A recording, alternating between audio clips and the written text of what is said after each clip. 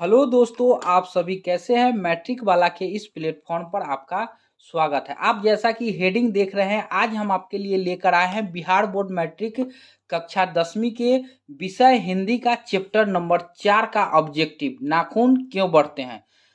मैं आज लेकर आया हूं नाखून क्यों बढ़ते हैं का ऑब्जेक्टिव। जैसा कि आप सभी जानते हैं कि ऑब्जेक्टिव का रोल जो होता है, बिहार बोर्ड में हिंदी जो 100 नंबर का पूछा जाता है उसमें 50 नंबर का ऑब्जेक्टिव ही रहता है, जो आपके पास कराने में काफ़ी भूमिका निभाती है। अगर आप कमज़ोर विद्यार्थी हैं तो आपके लिए रामबाण की तरह ऑब्जेक्टिव पास काम करेगा। अगर आप तेज स्टूडेंट हैं तो यह आपके परसेंटेज बढ़ाने में काफ़ी मददगार सिद्ध होगी। इसलिए वीडियो को जरूर देखें, बिना स्किप किए हुए, बिना वीडियो भगाए जरूर देखो, नहीं तो बाद में पछताना आपको पड़ सकता है कि काश हम वीडियो देख लिए हुए रहते तो यह क्वेश्चन नहीं छूटता। अगर वीडियो पसंद आए तो लाइक एंड सब्सक्राइब जरूर कीजिएगा। तो बिना देर किए हुए चलिए ऑब्जेक्टिव की ओर। तो पहला ऑब्जेक्टिव देखिए, नाखून क्यों बढ़ते हैं। तो पहला क्वेश्चन है कि नाखून क्यों बढ़ते हैं। पाठ में बूढ़े ने सबसे बड़ी चीज किसे माना है। ए प्रेम, बी क्रोध, सी भय, डी घृणा। तो इसका सही आंसर हो जाएगा ए प्रेम। बूढ़े ने सबसे बड़ी चीज क्या माना है, प्रेम को माना है। और यह 2019 में क्वेश्चन पूछा गया है, यानी फिर पूछा जा सकता है। क्वेश्चन नंबर 2 देखिए, क्वेश्चन नंबर 2 क्या कहता है, नाखून प्रतीक है। क्वेश्चन नंबर 2 क्या कहता है, नाखून प्रतीक है किस चीज का। ए पाशवी वृत्ति का, बी मानवता का, सी प्रेम का, डी पौरुष का। तो नाखून जो है पाशवी वृत्ति का प्रतीक है। ये भी 2019 में पूछा गया है, फिर पूछ सकता है, इसलिए तैयार करके रहे। क्वेश्चन नंबर 3 क्या कहता है, नाखून क्यों बढ़ते हैं गद्य की कौन सी विधा है। ए निबंध, बी कहानी, सी ललित निबंध, डी भाषण। तो नाखून क्यों बढ़ते हैं कौन सी विधा है गद्य की, तो ललित निबंध है।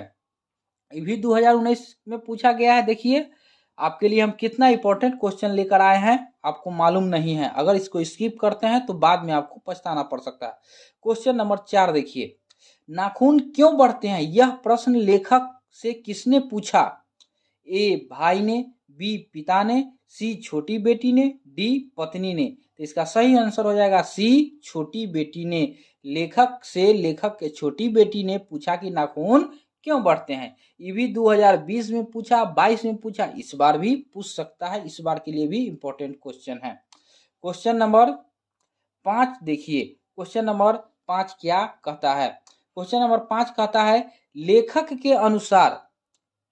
के अनुसार नाखून की विविध आकृतियां कौन सी है।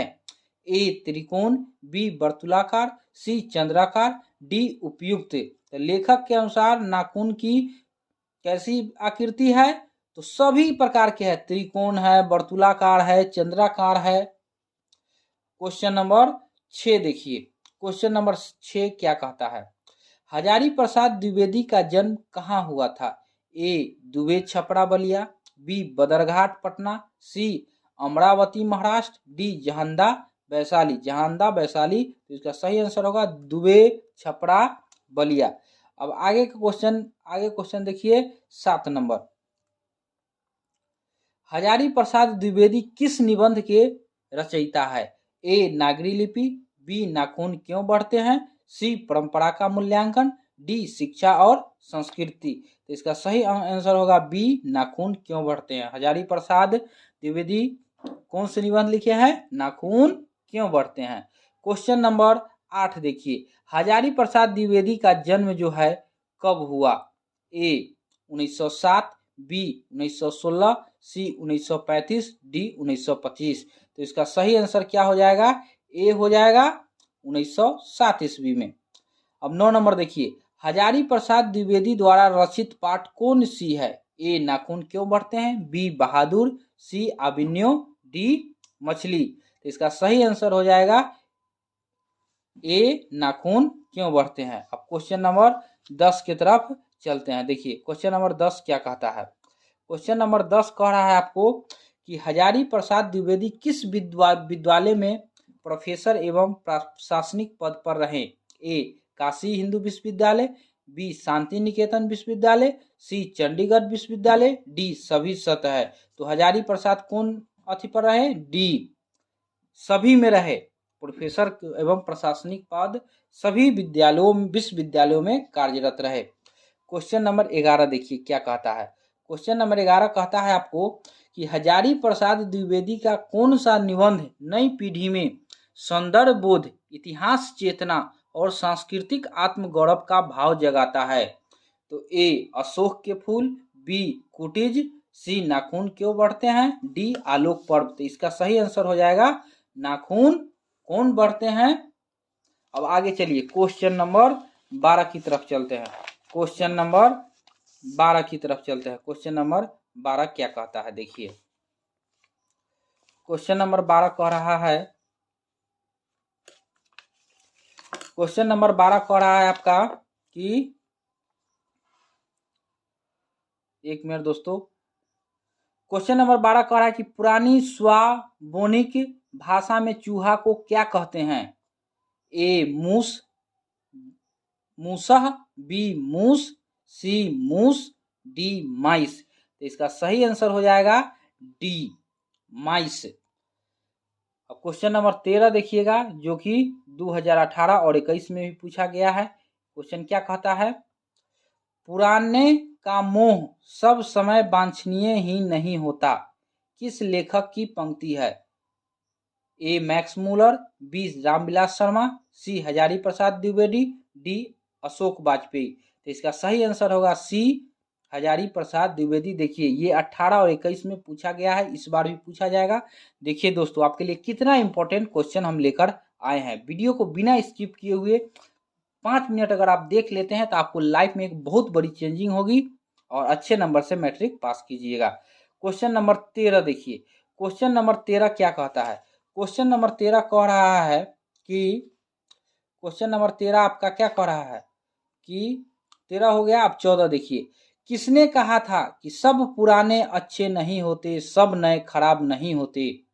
ए Kalidas, B Hazari Prasad Dwivedi, C Max Muller, D Swami Vivekananda. तो इसका सही आंसर हो जाएगा बी हजारी प्रसाद द्विवेदी ने कहे थे कि सब पुराने अच्छे नहीं होते और सब नए खराब नहीं होते।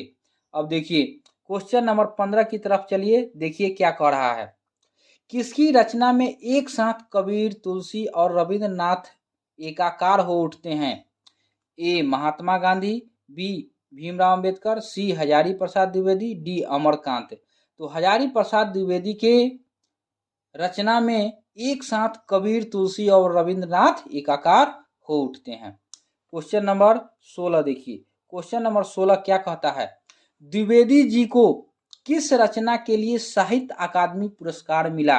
ए आलोक पर्व, बी नाखून क्यों बढ़ते हैं, सी कुटुज, डी अशोक के फूल। तो इसका सही आंसर क्या होगा, चलिए देखते हैं। ए आलोक पर्व के लिए द्विवेदी जी को क्या मिला था, साहित्य अकादमी पुरस्कार मिला था।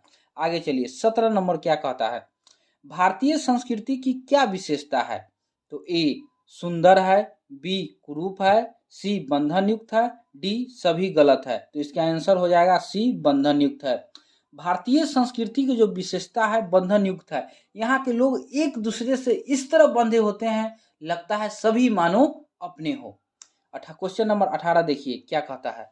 क्वेश्चन नंबर 18 क्या कहता है कि मनुष्य का स्वधर्म क्या है, मतलब मनुष्य का क्या होना चाहिए अपना धर्म। ए स्वयं पर संयम, बी दूसरे के मनोभाव का समादर, सी दोनों सत्य, डी सभी गलत। तो इसका सही आंसर होगा सी दोनों सत्य, यानी ए और बी दोनों सत्य है। स्वयं पर ही संयम होना चाहिए मनुष्य को और दूसरों के मनोभाव का भी समादार यानी दूसरे के भाव का भी आदर होना चाहिए। क्वेश्चन नंबर 19, अल्पज्ञ पिता कैसे जीव होता है। ए दयनीय, बी बहादुर, सी अल्पभाषी, डी मृदुभाषी। तो इसका सही आंसर होगा ए दयनीय। अल्पज्ञ पिता जो होता है कैसा जीव होता है, दयनीय होता है। अब क्वेश्चन नंबर 20 2020 में पूछा है, इस साल के लिए वेरी वेरी इंपॉर्टेंट क्वेश्चन है। दधीची की हड्डी से क्या बना था। ए तलवार, बी त्रिशूल, सी इंद्र का वज्र, डी तीर धनुष। इसका सही आंसर हो जाएगा सी इंद्र का वज्र। अब क्वेश्चन नंबर 21 की तरफ चलते हैं। कुटिज किसकी रचना है। ए वत्स्यायन की, बी हजारी प्रसाद द्विवेदी की, सी भीमराव अंबेडकर की, डी गुणाकर मूल्य की। तो कुटीज जो है बी हजारी प्रसाद द्विवेदी की रचना है। अब क्वेश्चन नंबर 22 देखिए, दूसरे के इशारा पर भटकने वाले लोग को क्या कहते हैं? ए भले लोग, बी मूढ़, सी ज्ञानी, डी विद्वान। तो इसका आंसर हो जाएगा मूढ़। दूसरे के इशारा पर कौन लोग चलता है? तो मूढ़। मूढ़ मीन्स मूर्ख लोग चलता है। अगर हम और आप होशियार है तो दूसरे के कहे हुए बात को नहीं मानेंगे। अभी कोई लोग कह रहा है क्या वीडियो देख रहा है, चलो छोड़ो, चलो घूमते हैं, तो नहीं। अगर इस वीडियो को स्किप करते हैं, छोड़ कर जाते हैं, अगर आप समझदार है तो भविष्य में आपको परेशानी हो सकती है। क्वेश्चन नंबर 23 देखिए, क्वेश्चन नंबर 23 क्या कहता है? हजारी प्रसाद द्विवेदी ने किसे निर्जल अपराधी कहा है? निर्लज, निर्जल नहीं, सॉरी दोस्तों, निर्लज अपराधी कहा है। ए मनुष्य को, बी जानवर को, सी नाखून को, डी बाल को। तो इसका ऑप्शन है सी। हजारी प्रसाद द्विवेदी ने नाखून को निर्लज अपराधी कहा है, क्योंकि नाखून को मनुष्य बार बार काटते हैं और वह निर्लज की भांति बार बार बढ़ता है। हम लोग भी बार बार काटते हैं, इसीलिए हजारी प्रसाद द्विवेदी ने नाखून को निर्लज अपराधी कहा है। क्वेश्चन नंबर 24, हम बार बार नाखून क्यों काटते हैं? ये बर्बरता समापन हेतु, बी सुंदरता हेतु, सी आदतन, डी मजबूर बस। तो इसका आंसर होगा ए बर्बरता समापन हेतु। क्वेश्चन नंबर 25 देखिए, क्वेश्चन नंबर 25 क्या कहता है कि नाखून का बढ़ना किसका परिणाम है? ए इच्छा का, बी मनुष्य की अंत सहजता वृत्ति का, सी सफलता का, डी असफलता का। इसका सही आंसर बी होगा, मनुष्य की अंत सहजात वृत्ति का नाखून बढ़ना परिणाम है। उसके बाद देखिए क्वेश्चन नंबर 22 में 2022 में पूछा गया था, 26 भी 2022 में पूछा गया। क्या आलोक पर्व शीर्षक निबंध संग्रह किसकी रचना है? तो ए हजारी प्रसाद द्विवेदी, बी यतीन्द्र मिश्र, सी महात्मा गांधी, डी अशोक वाजपेयी। तो इसका आंसर होगा ए हजारी प्रसाद द्विवेदी जो है आलोक पर्व शीर्षक निबंध संग्रह का रचना करते हैं। अब क्वेश्चन नंबर 27 और लास्ट क्वेश्चन है कि सहजात वृत्ति किनका नाम है? ए पहचानी स्मृतियों का, बी भूली स्मृतियों का, सी अनजानी स्मृतियों का, डी पुरानी स्मृतियों का। तो इसका सही आंसर होगा सी अनजानी स्मृतियों का। तो दोस्तों आपने देखा कि आज जो है हमने आपको दिखाया नाखून क्यों बढ़ते हैं का ऑब्जेक्टिव प्रश्न, जिसके लेखक हजारी प्रसाद द्विवेदी है। यह हिंदी का चैप्टर 4 है। आपको यह वीडियो अगर अच्छा लगा हो तो लाइक एंड सब्सक्राइब जरूर करें, क्योंकि कोई भी नया वीडियो हम बनाते हैं तो आप तक अगर सब्सक्राइब किए हुए रहिएगा तो आप तक जरूर पहुंचेगा। धन्यवाद।